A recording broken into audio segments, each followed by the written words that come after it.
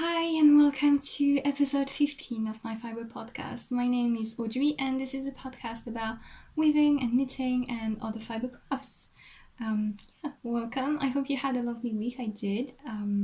It is extremely hot in here, and since yesterday a really strong wind has started, so I hope you won't mind too much the noise, because it is really strong and it's making the entire house crack. But yeah, I live in a windy place, that's how it is. So yeah, trying to deal with it. It's the third time I record that intro, because it's always weird starting out. So I hope that time is a good one. Anyway, yeah, we can start with some weaving. I'm still working on that big commission. Now onto fading purples into each other. This will be the top left corner. So like I said last time, I am quite close to the end. I am now thinking about how I'm going to hang it on a simple wooden dowel rod, because I usually use the warp strings to attach the weave to the dowel, but I think it's going to look quite odd. Like, it's going to be quite disproportionate, this big dark cloth hung by thin fragile strings.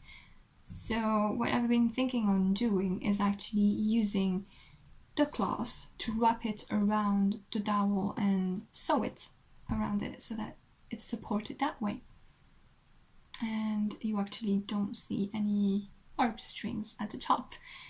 That is an option. I think I'm going to try it like that. This leaves room for trial and error, so it will be okay. I believe now you can see the general shape of the weave. I'll insert here a pic of what I'm going to talk about. I left 2 empty spots in the cloth, and those are going to be a space for a big, kind of messy fringe. I wanted to look like a waterfall, sort of. And yeah, so I'm going to hang it from the top of one hole and eventually let it go under the first band of woven cloth that you can see and over the bottom of the weave. If it looks too odd, I'll let it go under both, so that the fringe will be kind of held by those 2 bands of weave that will cross it, basically. I will cross the empty space. But yeah, I'll have to try both ways and see what's best and see what the person who commissioned me likes. Yeah, I'm mostly using KnitPicks Palette in that weave and some Phildar lamb's wool yarn, and I have also spun a silver Stellina fiber. That is the silver highlights that you can see. Those are really shiny, and I'm trying to make them as thin and appropriately placed as possible all around the weave. And so far I'm quite happy with the result. The pictures aren't really true to color. Since it is on a big homemade loom, I have to put it in the living room, and the light there is quite bad. So the colors are a little bit blown out and seem quite light and bright, more than reality. It's more of a dark, subtle, muted weave overall. So yeah, I'm still hoping that one day I'll get a proper picture that will be truer to colors. But yeah, yeah, not much to say about this one. I've been working on it for a month and a half, roughly. I want to have it finished before I would like to have it finished before the end of June. But considering I might have to dye something for the fringe and all the ends work that I would have to do to fix the back of it. I'm not too sure, but I definitely want to have it shipped to its recipient before mid-July, because I will be going away for a 2 weeks vacation and I would like to have it sent over there. It's going to England, so it shouldn't take too long to reach there. Hoping that our national post doesn't do any nasty messing around with it, but they're usually okay. I've been very lucky with posts in general. They're doing stupid things, but it's always getting fixed, so that's okay. I'm not complaining. And that's it about this weave. I have some other weaving work to show you, other wall hangings, a couple of them. Last time I showed you this, it wasn't quite finished yet because I wanted to show it to you on the loom, and I just managed to get it finished and I attached it to a circle to hang it. I really like how it turned out. It's full of texture and the colors are quite soft and muted, and I am really liking that. This is a yarn I hand dyed myself in the mustard tone, and I wish I had noted how I got that color. I know I mixed some brown and some yellow, obviously, but I don't quite remember in what proportion. I really should be more careful with my dyeing and note down what I'm doing, but yeah, I hope I will be able to get it again, because it is really, you have it here as well, it is really a beautiful golden mustard tone. And yeah, I really like the look of the sari silk. Most of the materials I've used here are, this is a Lysai Pay handspan, you have some string harvest, simple lamb's wool, and some Merino roving here. So yeah, I really like how it looks. It's simple, it's not too big. It's very nursery looking, actually, and I'm very much matching colorways with it. But yeah, last time I showed you it was almost fully done, so I'm not going to talk too much about it forever. And I have done another wall hanging. I did it Sunday, I think, or Friday, I don't remember. I did it in a day and a half. Yeah, I didn't finish it in one day, but I almost did. And this is what it's looking like. One thing that I really like weaving is hand-dyed yarns. I don't see many people do it, and I think it's a shame, because the way hand-dyed yarn shows the speckles and the variegated colorways, woven, meaning flat, and they're fully stacking, compared to knitting, where you can have some bits of color hidden because it will simply end up in the wrong side of the work. Here, I always love the effect. So this here is Knit Cosmic Strings in the Peony colorway, which is exactly the same as this, which we will talk about soon. But yeah, it is super soft. It's alpaca, cashmere, and silk. And the other two yarns that I use are from Lysai Pay Collections, which is an Australian dyer and spinner, and these are two of her hand-dyed yarn that you can see here in shades of pink and reds, and it's looking really nice. And so what I've done to get those curvy shapes is I've woven bits in one side, not going fully to the end, And I've inserted, if you can see, here and here, and as well here, I've inserted a gold string that I got from String Harvest, which is another Australian fiber maker, supplier. So I've taken this gold thread to attach it to this piece that was irregular, to kind of fill up the space and have a smooth edge, because that golden yarn thread is really thin. Even if I was following an irregular line, I ended up having something smooth enough for me to just go completely over it.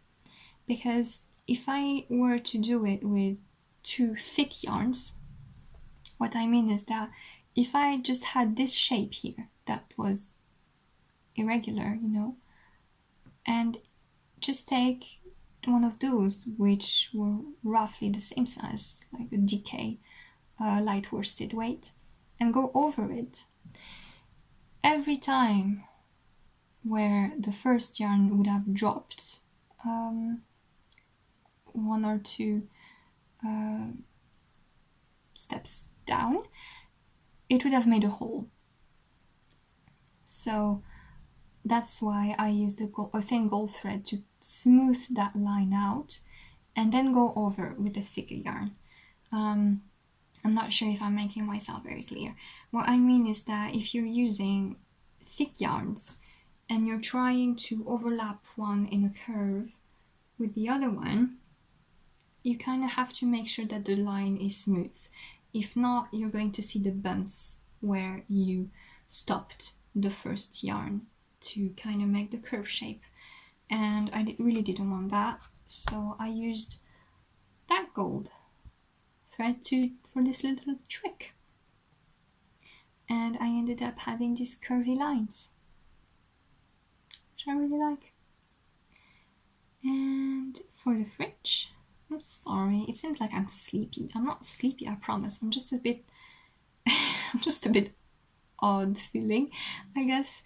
It will go away after a few minutes. Promise.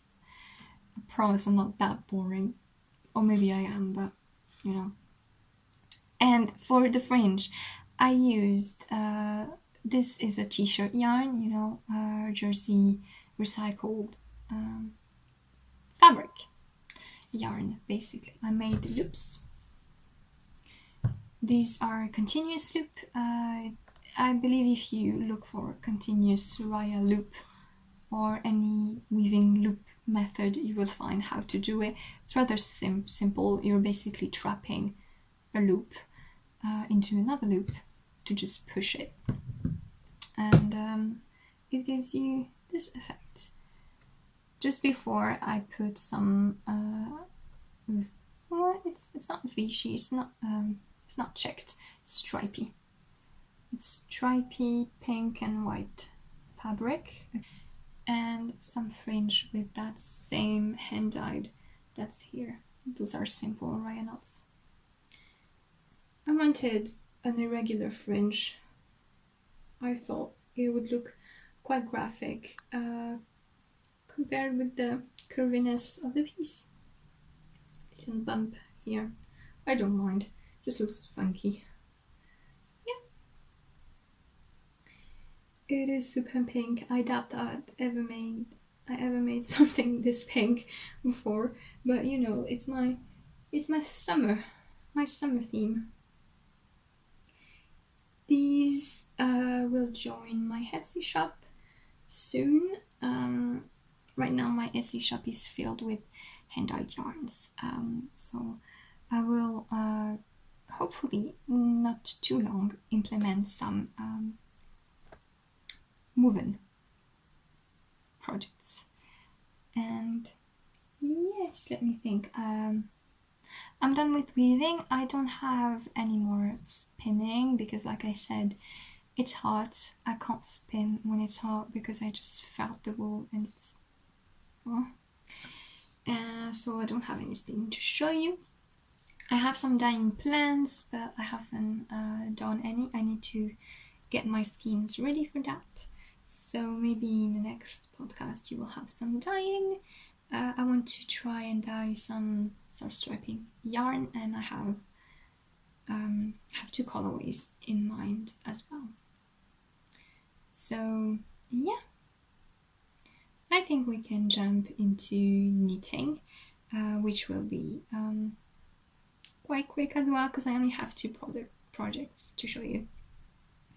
The first one, my finished objects, is my featherweight cardigan. If you remember, I was knitting this cardigan out of Knit Cosmic Strings yarn in the Peony colorway, in their lace weight yarn. And I finished it yesterday, I think. Yeah. And I really like how it turned out. I was afraid of a lot of things. It could have gone wrong in many ways, but everything turned out really fine. It's fitting really nicely. It's light and it's not fragile as I feared it would be. And my tensioned, my stitches tension evened out really well when I blocked it.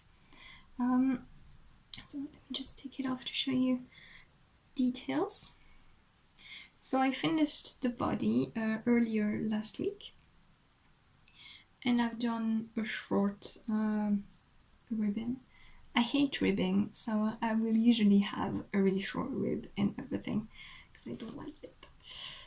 And yeah, so I did the ribbing there, and then I right away picked up for the color, because this is what I knew I wouldn't like so much, so I just wanted to get rid of it before starting on the sleeves.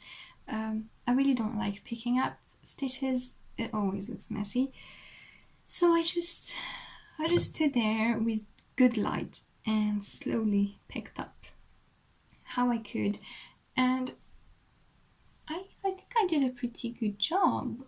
It looks okay. There's no holes, there's no bumps of any sorts, and it sits really well.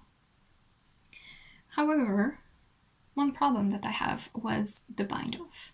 The pattern, so it's a rib again. You have 2 options. You can have a rolled collar if you knit it in stockinette, or a normal ribbed collar like I did. Collar. How are you supposed to say that to not make it sound like collar? Okay. Neckband.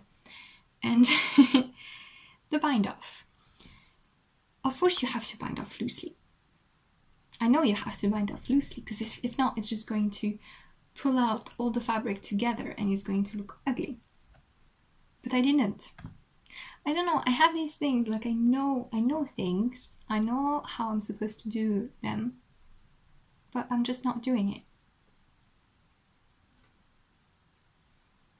I guess I'm just not paying attention, or thinking, or kind of giving up on it, because I really don't like binding off ribs. So maybe I just gave up on it and it's like, okay, I'm just going to bind it off and it's going to be okay. Obviously it wasn't okay, so I had to rip it off and I had to bind it off 3 times, just so I made it worse by not committing to it properly the first try. But so what I did to bind off loosely is that I did, Jenny's surprisingly stretchy bind off. I think it's Jenny's. That is for socks. Basically it's a stretchy bind off. It's just a yarn over. You knit 1, yarn over, purl 1, bind off, yarn over, knit 1. You basically bind off a stitch and a yarn over every time. And it's not a really pretty bind off, especially on the lace yarn. It really looked awful before blocking, and it still looks a little bit messy. But I mean, I did it as well for the bottom. It's a light cardigan. It's flaring out a little bit. I think overall it doesn't look that bad in the general garment. I think it's okay. So I was able to have a nice flexible fabric, and yeah, however for the cuff I just did a normal bind off because I didn't need it to be super elastic to keep its shape basically. My sleeves are quarter length, and yeah, I didn't stretch it because the length was okay, and I was afraid that the yarn will just drag and become enormous and completely even more transparent. Thankfully it didn't. I've been very careful because you know when you wet block something and you put it in the wash, and if you lift it up like this, like obviously the weight of the water is just going to make a mess.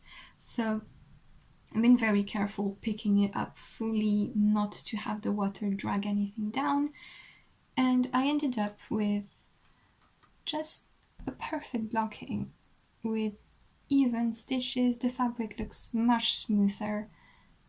It's really nice, and I absolutely love that color. It's subtle. I love the rusty speckles. It looks really well. It's funny because it's transparent, but you can still make out like the shades of pink and the lilacs. I really like it. I really like that colorway. And so as you can see, the sleeves go just past my elbows.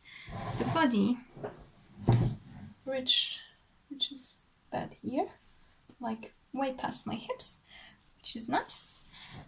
And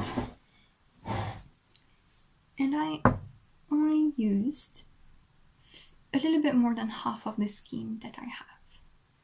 So this is only 700 meters of yarn. I got a full cardigan out of 700 meters. So yeah, I'm really happy. I have then, it was 1,200 meters skein. It was a super thin lace. So I have about 600 meters left. And I have no idea what I'm going to do with it, but I'll probably use it in a shawl with another lace, or a fingering weight as a contrast. But yeah, I have a full cardigan with a very short yardage, and yeah, it only weighs 55 grams. It is super light. It's a really great yarn. I've seen that they put some more of that lace in their shop. So everything that I mention is in the description box. So if you want, you can find Knit Cosmic Strings Etsy shop in the description down below. And I really liked the pattern, besides the picking up, which went smooth, so I'm not too mad about it. But I really like the pattern. It's simple. I like open cardigan. I know some people really don't, but I like both. It's just a different style. So I'm definitely glad I got that pattern, because I will probably try it in maybe a fingering way to have a little bit more of a consistent cardigan. It's basic and it's really simple to knit, and it fits really well. I didn't say I knit the second size, and I used 4mm needle, and I got gauge immediately. I was very lucky. But yeah, I knit the second size. I am 88 centimeters bust. So yeah, I had to convert to inches because everything is in inches. So yeah, I think I knit the size that corresponds to 35 inches bust. Yeah, I'm really happy.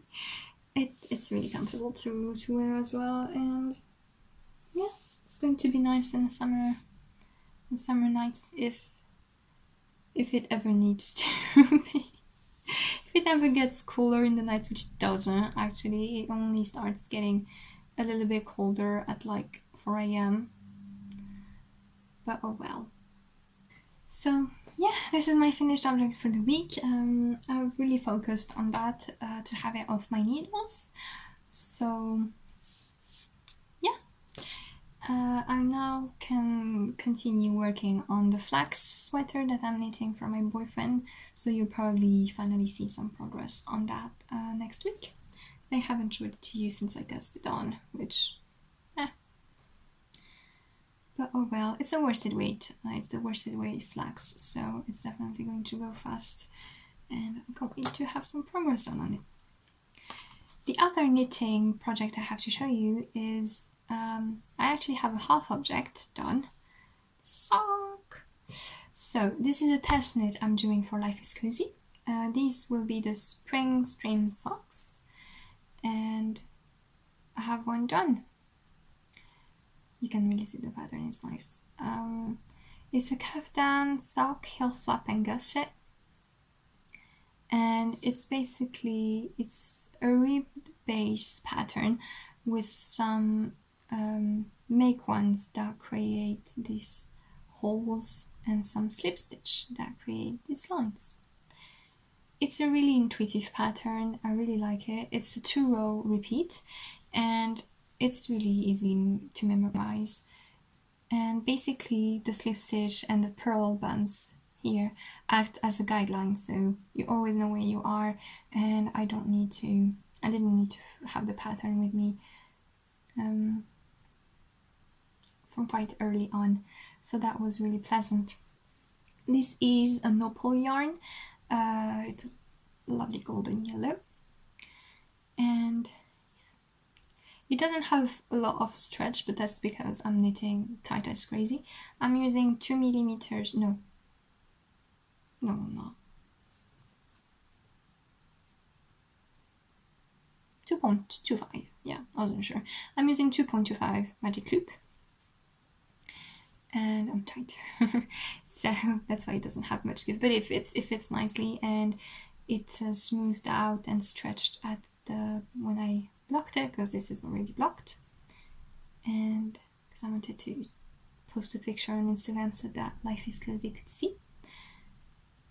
And yeah, heel flap and gusset. I do a small heel flap for me because I don't have a high hem step, so it's just 28 rows, but obviously you can make it as long as you want. Little toe. The toe was quite short. I made it a little bit longer, like I knitted a few extra rows before starting to decrease every row. Basically, that's what I did. But even that way, the pattern here reaches quite far on my toe, so yeah, I don't dislike it, but I guess if I were to wear it in shoes, that would be a problem because I would have my toes ripping in the pattern. But yeah, I'm not going to wear those in shoes. I don't think so, at least. But I don't really like wearing socks with shoes, handmade socks with shoes.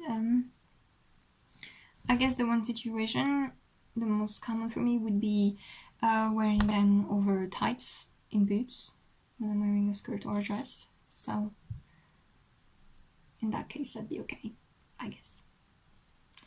But yeah, lovely. It's a really summery color, and I really like the pattern. It's nice. I have to finish the pair by Saturday, I think. 24 is the deadline for the test knits. So I already started the second one and I have to get some work done on them so that I'm not late, but it should be okay. Should be okay unless I cast on 1,000 other projects, but I have got a few projects to get on with. I have to finish these ones. I have to continue my flax sweater, like I said. And if you remember last time, I showed you 2 other socks.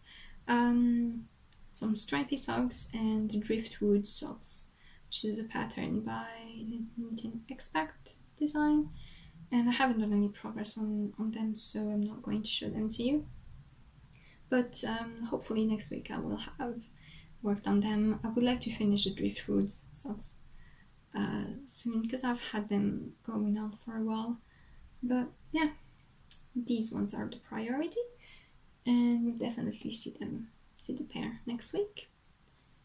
And yeah, that's it for knitting. Yeah, this is so different from my previous podcast where I just drown myself in mountains of different projects. But yeah, I've decided to focus on finishing things for real, and it's doing quite good. It's really satisfying to get off a project and have it done and see how it goes. And yeah, so I don't think I'm going to cast on anything new before finishing some of the socks, because even though I really miss knitting a shawl, I haven't had a shawl on my needles for quite a few weeks, and I'm a shawl addict, so that's a bit hard, but nothing compares to actually finishing a project. I'm a process knitter too, but if I am drowning in too many things, I get stressed out and satisfied. I believe I mentioned it as well in the past episodes. But yeah, I feel like this week was actually me following my decision of working on specific projects to get them done. So I haven't done any work on my cross stitch either because of that. But again, I really want to work on it. But yeah, I'm not going to show it to you either. However, I have one last little thing that I have done in a night, and it's some more needle felting. If you remember last week, I showed you a felted bird that I've done on a Friday evening because I was bummed, and this time I wasn't bummed, but I also did it last Friday. Another little bird. I like needle felting. I like it because it's quick. Basically, I did that in a couple of hours, and it just makes for a fun, quick project that, you know, you start it, it's a couple of hours and it's done, and that's really satisfying. So this time I actually followed a tutorial to get a proper shape round, instead of just thinking that I could be some kind of creative genius and make a decent thing by coming from my head. I couldn't. If you remember, my bird just looks like a ninja turtle chubby thing. But this, I actually followed the tutorial. I'll say below. I think it was by the Wishing Shed YouTube channel. It's a bunch of felted tutorials for different animals, and she has one for hummingbirds. So this is what I did. So the shape is quite decent. It actually looks like a bird. She just uses a simple wire thread to start building the body and have a beak, and everything else is wool. So yeah, I really enjoyed it. It's a nice break.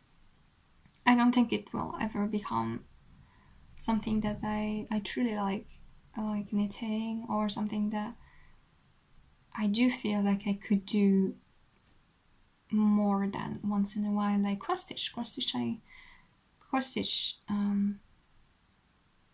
feels a little bit closer to me than needle felting, but it's still really enjoyable. And yeah, so I've learned a couple of things with that one. Is that you really shouldn't put too much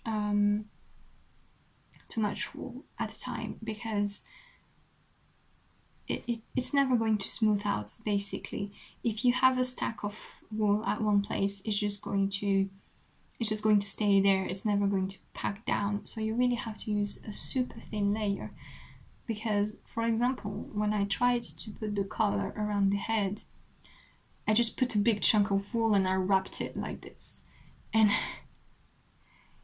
it actually looked like, you see, like human hair. So my bird had an emo fringe, and I had to take it off and to put a really thin layer, not to have the wrapping effect on the bird. And yeah, I still have some problem color melting. I mean, this looks really bad. But yeah, shaping is a little bit better, but the colors just don't blend so well. I don't quite know how to do it, because if I put not enough color of one color, it just looks like it has holes in it, because it's too transparent in some place. And if I put too much, it just looks too sharp. So yeah, I end up having something that's like a little bit messy, but I guess you just have to find the right middle, you know, to have something that will look uniform. But it worked a little bit better on the wings, so I don't know exactly what I've done differently. Anyway, it still looks much better than my first try, doesn't it? And but this time my mom wasn't fooled, because she saw me do it. Speaking of birds, our little tiger brought us a bird. They've never done that before. I mean, and since a few weeks, they've been bringing birds in the house and putting feathers everywhere. But this time the bird was alive, but it was hurt. Like, sometimes it depends. Sleepy majestic kitty that didn't bless us with his present today, but you remember my white cat. He doesn't hurt the birds, weirdly enough. Well, he probably killed birds, but it's just that every time we see him coming back with the bird isn't hurt at all. Like, there's no wound, nothing. So if we are able to catch it, we can just free the bird and the bird is fine. However, our other cat, which is grey, and you don't see him in here because he's an idiot, and he plays with makeup brushes, so we don't let him in the rooms because it just makes a mess of everything. And I'm not even imagining what he will do with my yarn, but he's a cute cat. It's just goofy. It's not a kitty, it's an adult, but it's just stupid. He hurts the bird, and so he is the one who brought one a couple of days ago, and the bird was hurt. It was under its wing, so we kept the bird a couple of days for it to recover a little bit, but we tried to free it this morning, and it couldn't fly. It looked like it had lost some feathers, some essential feathers on its tail, so it can't fly. So it hid under lavender bushes, and yeah, I don't know if they can recover feathers, but yeah. The bird story, and the irony is that this cat, we just give him more food than to the other cats, and he's always begging for food. Always. Every time he sees us doing some whatever in the kitchen, he will always come at us and just meow, begging for food. And now we started bringing birds. Like, see, you're not feeding me enough, so I have to kill birds. But oh well, you know, they're cats, they hunt birds, but yeah, if we can catch the bird alive, I like to just let them go if possible. But yeah, the bird story. And with that lovely story time, I believe I'm done. It's going to be a really short episode. I hope that I will have more diversity to show you next time, but again, I'm afraid I'm going to have to focus on finishing my big weaving commission and on advancing on my socks. So